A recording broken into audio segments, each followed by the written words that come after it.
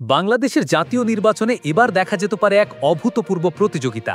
জুলাই বিপ্লবের সময় শিক্ষার্থীদের স্যালুট জানিয়ে ভাইরাল হওয়া সেই রিকশা চালক সুজন এখন আনুষ্ঠানিকভাবে জাতীয় নির্বাচনের লড়াইয়ে নামছেন।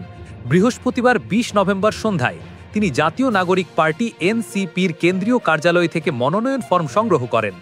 এমন দৃশ্য অনেকের কাছেই ছিল এক অনুপ্রেরণার মুহূর্ত, কারণ রাজপথের একজন সাধারণ মানুষ এবার সরাসরি সংসদে যাবার লড়াই শুরু করলেন। সুজন জানিয়েছেন তিনি ঢাকা ৮ আসন থেকে নির্বাচন করবেন। কেন এই আসন? সুজন বলেন, ঢাকা ৮-এর ভার্সিটি এলাকায় তিনি জুলাই আন্দোলনের সরাসরি অংশ নিয়েছিলেন, সেখানকার মানুষের সঙ্গেই তিনি লড়াই করেছেন, তাই এখান থেকেই জনগণের ভোটে সংসদে যেতে চান তিনি। ঢাকা ৮ আসনে ইতোমধ্যে বিএনপি মির্জা আব্বাসকে প্রাথমিক মনোনয়ন দিয়েছে, সুতরাং এখন বলতে গেলে রাস্তায় সংগ্রাম করা সাধারণ রিকশাচালক সুজন সরাসরি লড়তে যাচ্ছেন সাবেক মন্ত্রী এবং অভিজ্ঞ রাজনীতিবিদ মির্জা আব্বাসের বিরুদ্ধে।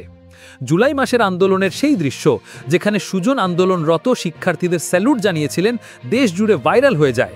সেই মুহূর্তেই কোটি মানুষের হৃদয়ে জায়গা করে নেন তিনি। এখন সেই জনপ্রিয়তাকেই পুঁজি করে ভোটে জয়লাভের আশা প্রকাশ করেছেন সুজন। এর আগেও একই দল থেকে আন্দোলনে আহত আরেক তরুণ খোকন চন্দ্র বর্মন মনোনয়ন ফর্ম সংগ্রহ করেছিলেন। বর্তমানে তিনি চিকিৎসার জন্য রাশিয়ায় অবস্থান করছেন।